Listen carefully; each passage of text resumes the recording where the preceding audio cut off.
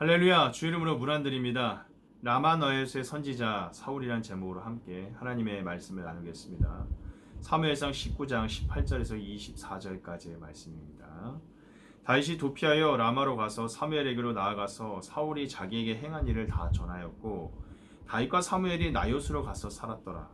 어떤 사람이 사울에게 전하여 이르되 다윗이 라마 나요스에 있더이다 하매 사울이 다윗을 잡으러 전령들을 보냈더니 그들이 선지자 무리가 예언하는 것과 사무엘이 그들의 수령으로 선 것을 볼 때에 하나님의 영이 사울의 전령들에게 임함에 그들도 예언을 한지라. 어떤 사람이 그것을 사울에게 알림해 사울이 다른 전령들을 보냈더니 그들도 예언했으므로 사울이 세 번째 다시 전령들을 보냈더니 그들도 예언을 한지라. 이에 사울도 라마로 가서 세구에 있는 큰 우물에 도착하여 물어 이르되 사무엘과 다윗이 어디 있느냐? 어떤 사람이 이르되 라마 나요스에 있나이다. 사울이 라마 나요스로 가니라. 하나님의 영이 그에게 임하시니 그가 라마 나요스에 이르기까지 걸어가며 예언을 하였으며 그가 또 그의 옷을 벗고 사무엘 앞에서 예언을 하며 하루 밤낮을 벗은 몸으로 누웠더라. 그러므로 속담에 이르기를 사울도 선지자 중에 있느냐 하니라. 아멘. 사울은 다윗을 딸 미갈과 결혼시키는 조건으로 블레셋 100명을 물리치고 올 것을 명령하였습니다. 블레셋 사람의 손으로 다윗을 죽이려 했습니다. 그런데 하나님께서는 다윗과 함께 하심으로 오히려 200명을 물리치는 큰 승리를 주셨습니다. 하나님께서 사울에게 간접적으로 다윗을 죽이지 말 것을 보여주신 것입니다. 허나 영적으로 깨어있지 못한 사울은 이들 아들 요나단과 신하들에게 다윗을 죽일 것을 명령하였습니다. 그러나 하나님께서는 이번에도 요나단을 통해 사울에게 하나님의 뜻을 전하고 회개를 권고하셨습니다. 그러나 사울은 또다시 전령을 보내어 다윗을 죽일 것을 명령하였습니다. 그러자 하나님께서는 이번에도 미갈을 통해 다윗을 대피시키셨습니다.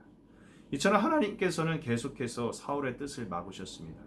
처음에는 다윗의 승리를 통해 막으셨고, 다음에는 요나단의 설득을 통해 막으시고, 다음에는 미갈의 지혜를 통해 막으셨습니다.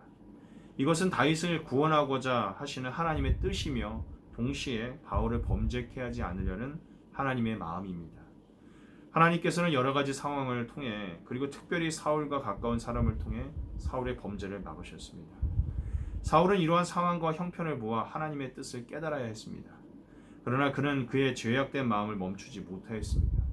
기어이 그는 다윗이 머물고 있는 라마나요스를 찾아 그를 죽이기 위한 전령을 보내었습니다. 그런데 놀라운 일이 벌어집니다. 그 전령들이 사무엘과 선지자 무리를 보자마자 하나님의 영에 사로잡힌 겁니다. 이 사건은 하나님의 영이 그를 제압한 사건입니다. 사울은 다시 전령을 보냈으나 그들도 하나님의 영으로 제압을 당했고, 세 번째 보냈으나 그들 역시 하나님의 영으로 제압을 당합니다. 사울이 직접적으로 범죄를 행하자 하나님도 직접적으로 분명하게 사울의 뜻이 하나님의 뜻이 아니라는 것을 보여주신 겁니다. 하나님께서 사울의 죄를 막고자 얼마나 애쓰셨는지를 그대로 보여주고 있습니다. 그럼에도 불구하고 사울은 다윗을 직접 찾아갔습니다. 그러자 사울에게도 하나님의 영이 임하였습니다. 그는 하나님의 영에 제압을 당하였고 하나님의 뜻을 입으로 시인하는 예언을 하게 되었으며 하루 밤낮을 벗은 몸으로 누워 있었습니다. 사울이 처음 기름 부음을 받았을 때도 사울에게 하나님의 영이 임했습니다. 그때는 성령 충만, 은혜 충만의 경험이었습니다. 그러나 지금 임한 하나님의 영은 사울을 제압하고 사울의 죄를 멈추게 하는 하나님의 강권적인 역사였습니다.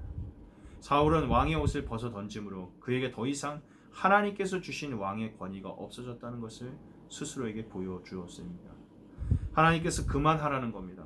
그렇지 않으면 벌거 벗은 것처럼 큰 수치를 당하게 될 것이라는 것을 무섭게 경고하신 겁니다. 하나님께서는 지극한 사랑과 은혜로 분명히 사울에게 하나님의 뜻을 보이신 겁니다. 그렇게 하나님께서는 계속해서 죄의 길로 가는 것을 막고 계셨습니다. 그러나 안타깝게도 사울은 돌이키지 못하고 계속해서 죄를 짓고 거스르고 말았습니다. 우리는 사울을 통해 교훈을 얻어야 합니다. 우리의 삶 속에서 일하시는 성령 하나님, 영적으로 민감하게 그 하나님 안에서 돌아봐야 합니다. 우리가 혹여나 죄의 길로 가고 있지는 않은지 날마다 살펴야 할 줄 믿습니다. 그렇게 우리가 주님의 뜻에 민감해야 혹시 죄의 길로 잠깐 빠진다 할지라도 돌이킬 수 있습니다. 반면 하나님의 사람 다윗은 매사에 무엇을 하든지 그의 말과 행동이 하나님의 마음에 합하여져 있습니다.